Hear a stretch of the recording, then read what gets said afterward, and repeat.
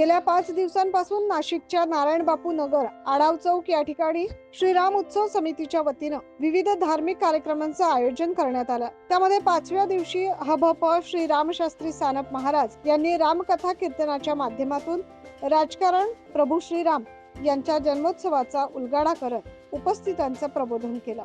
यावेळी उपस्थित प्रमुख मान्यवर तसेच हभप कीर्तनकार श्री रामशास्त्री सानप महाराज यांचं स्वागत आणि सत्कार देखील आयोजकांच्या वतीनं करण्यात आला। मला सर्व सारखे, मी कुठल्याही पक्षाचा नाही, पण तुम्हाला जाताना एक सांगतो, बरेच लोक मोदी साहेबांना म्हणतात चहा विकणारा पंतप्रधान झाला, पण एक बोलू, बरेच लोक म्हणतात भारताची राजगादी मोदी साहेबांना मिळाली, हे मोदी साहेबांचं भाग्य आहे। भारताची राजगादी मोदी साहेबांना मिळाली हे मोदी साहेबांचं भाग्य आहे का नाही मला माहिती नाही, पण भारत देशाला मोदी साहेबांसारखा पंतप्रधान मिळाला हे भारत देशाचं भाग्य आहे।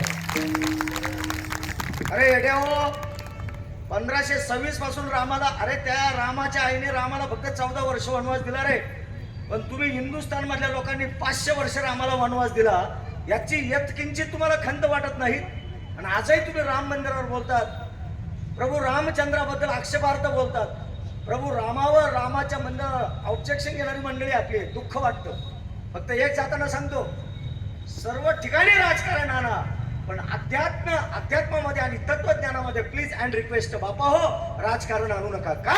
तर अध्यात्म हा विषय सृष्टी राखण्याचा विषय आहे, अध्यात्म हा नीती तत्वाचा विषय आहे। अध्यात्म म्हणजे राजकारण नाही, राजकारण म्हणजे अध्यात्म नाही, हे तुम्ही समजून घेतलं पाहिजे। राजकारण एक अलग मॅटर आहे, राम मंदिर एक अलग मॅटर आहे, पण सांगून सांगून मीच थकलो, लोकांना कधीच कळलं नाही। हो, छत्रपती शिवाजी राजांच्या नावावर यांना फक्त राजकारण करायचं असतं, पण एकही राजकीय नेत्याला छत्रपती महाराजांचा यथाभूत इतिहास सांगता येणार नाही। ध्यानात ठेवा, पहिला मुद्दा जाताना सांगतो, छत्रपती शिवरायांचा इतिहास म्हणजे राजांचा इतिहास नाही। जगात जातीवाद संपून समाज एकत्र आणणारा फक्त एकच नर झाला, त्या नराचं नाव छत्रपती शिवाजी महाराज। तुम्ही म्हणाल कशावरून? अरे या महाराष्ट्रामध्ये अनंत जातीचे आणि 18 पगार जातीचे लोक एकत्र आणले, 12 बनवतेदार एकत्र आणले, रायगडाच्या किल्ल्यावर मांडीला बसवले, आणि 12 बनवतेदार 18 पगार जाती एका पंक्तीला बसवल्या, आणि त्या पंक्तीसोबत माझे राजे बसून एकत्र जीव घातले महाराज। ज्या छत्रपती शिवाजी राजांनी महाराष्ट्रातला जातीवाद संपवला, त्या राजांच्या नावावर तुम्ही जातीवाद करत असाल तर हे तुमचं फार मोठं चुकीचं आहे। या देशाची घटना येणार आहे। डॉक्टर बाबा भीमराव आंबेडकर यांनी धर्म बदलला नाही, धर्म वैतागून बदलायला लावला। डॉक्टर भीमराव आंबेडकरांचं असेल तर आनंदी जीवन जगायचं शिका। आनंदी जीवन जगणं एक वेगळा मॅटर आहे, आणि पैशासाठी तिला खर्च करून मेंदू त्याच्या झिजवणं हा एक वेगळा मॅटर आहे। विठ्ठल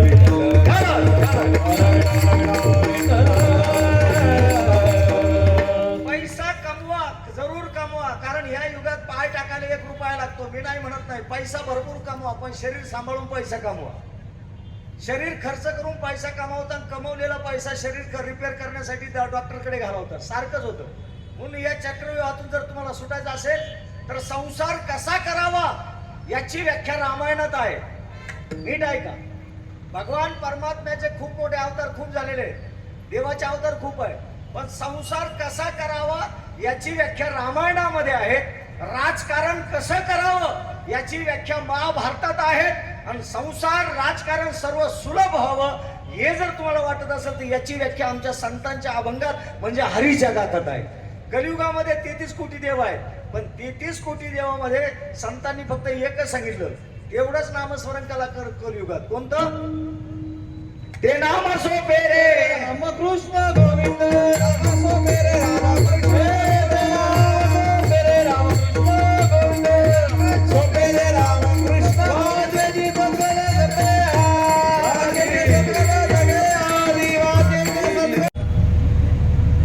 जी भीमराव आंबेडकरांसोबत जोडला जातो।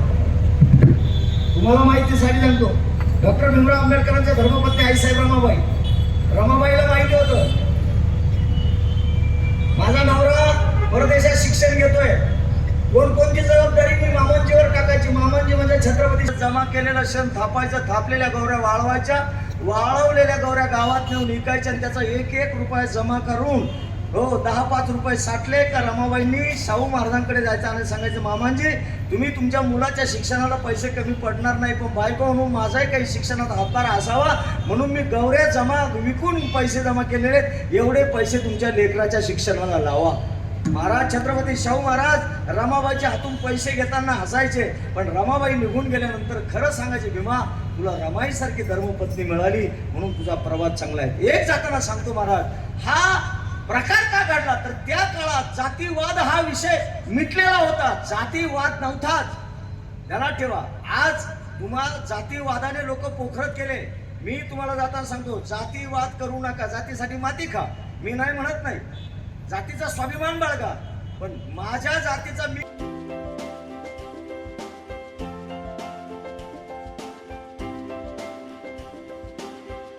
नमस्कार, मी जयराम शिंदे, सप्तशृंगी नगर जेल रोड परिसरात राहतो. या जेल रोड परिसरामध्ये इंदिरा गांधी चौकामध्ये राम अयोध्येचा जे जन्मभूमी, तिथे रामाच्या मूर्तीच्या प्रतिष्ठापनानिमित्ताने इथे जो कार्यक्रम घेण्यात आला, तो कार्यक्रम या परिसरामध्ये ध्येयपूर्ती संस्था आणि स्वामी समर्थ तसेच राम जन्मभूमी या सर्व तिथून आणलेल्या ज्या पादुका आहेत, त्या पादुकांचं दर्शन आम्हा सर्व इथल्या नागरिकांना इथे मिळालं. आणि राम हा सत्यवान होता आणि रामाच्या संदर्भामध्ये जे काही इथे कीर्तन प्रवचन ते झालं, हे सर्व भक्तिमय वातावरण ह्या परिसरामध्ये झालं. आणि जेल रोड परिसरामध्ये प्रथमच इतका आनंद उत्सव हा 5 दिवस चालला. याबद्दल मी 6 दिवस हा उत्सव चालला. या आयोजन करणाऱ्या सर्व ज्या काही धार्मिक संस्था आहेत, त्या प्रभू श्रीराम उत्सव समिती जी यांनी जो हा कार्यक्रम आयोजित केला आणि त्यांच्यामुळे आम्हाला इथे जे सर्व रामचरित्र संपूर्ण आमच्या परिसरातील नागरिकांना ऐकायला मिळालं, त्याबद्दल सर्व राममय वातावरण इथे झालं. त्याबद्दल मी प्रभू श्रीराम उत्सव समितीचे आमच्या सर्व परिसरातील नागरिकांतर्फे आभार मानतो. आणि हा कार्यक्रम दरवर्षी व्हावा असं प्रभू श्रीराम उत्सव समिती यांच्याकडे मी अशी विनंती करतो. जय श्रीराम. टीम ध्येयपूर्तीच्या माध्यमातून 22 तारखेच्या कार्यक्रमाचं नियोजन करायचं आम्ही 4-5 महिन्यापूर्वी ठरवलं. आणि त्यानंतर असं लक्षात आलं की हा कार्यक्रम आपल्या एकट्याचा नाही आहे, तर हा संपूर्ण समाजाचा कार्यक्रम आहे. म्हणून आम्ही आपल्या परिसरातील सर्व जबाबदार नवयुवकांना, जबाबदार माणसांना आम्ही एकत्रित केलं आणि त्या एकत्रित करून आणि त्याचा एक मीटिंग घेतली. त्या मीटिंगनंतर हा असा कार्यक्रम करायला ठरवलं. सर्वांनी त्याच्यामध्ये आपला आपला सहभाग नोंदवला. 21 जानेवारी ते 26 जानेवारीपर्यंत हा संपूर्ण कार्यक्रम करण्याचं आम्ही सुनिश्चित केलं. 21 जानेवारीला आम्ही जय जनार्दन भक्त मंडळाच्या माध्यमातून रथयात्रा आयोजित केली. तदनंतर 22 जानेवारीला यश लोहारीकर धुळ्याचे गायक आणि नाशिकचा भारुडकार मयूर देशमुख आणि ढोल पथक आमचं नाशिक रोडचा पवन आढाव यांच्या माध्यमातून आम्ही मोठा जल्लोषाने साजरं केलं. आणि विशेषतः या कार्यक्रमाचं मुख्य वैशिष्ट्य म्हणजे असं की आमच्याच समितीतले 6 जण, नामदेव आढाव, गणेश सातबाई, राहुल कोथमिरे, विजय लोखंडे, विलास वारुंक्षे आणि कैलास गायकवाड, ही 6 माणसं ही अयोध्येला गेली आणि अयोध्येवरून त्यांनी श्रीरामचंद्रांच्या पादुका तिथून घेऊन आली. तिथल्या प्रत्येक मंदिरामध्ये हनुमानगडीच्या नृत्य गोपालदास महाराजांच्या ठिकाणी प्रत्येक ठिकाणी सत्संग करून 5 दिवसाच्या अखंड प्रवासानंतर त्यांनी त्या अयोध्येतल्या पादुका इथं दर्शनासाठी उपलब्ध करून दिल्या. ही जी सुवर्ण संधी ही त्यांनी आम्हा सर्वांना उपलब्ध त्यांनी आणल्यामुळे काय आलं की परिसरामध्ये एक नवचैतन्याचं वातावरण झालं. आणि ज्या घरोघरी अक्षता वाटप झालेल्या होत्या, त्या अक्षता लोकांनी त्या पादुकांवर वाहिल्या.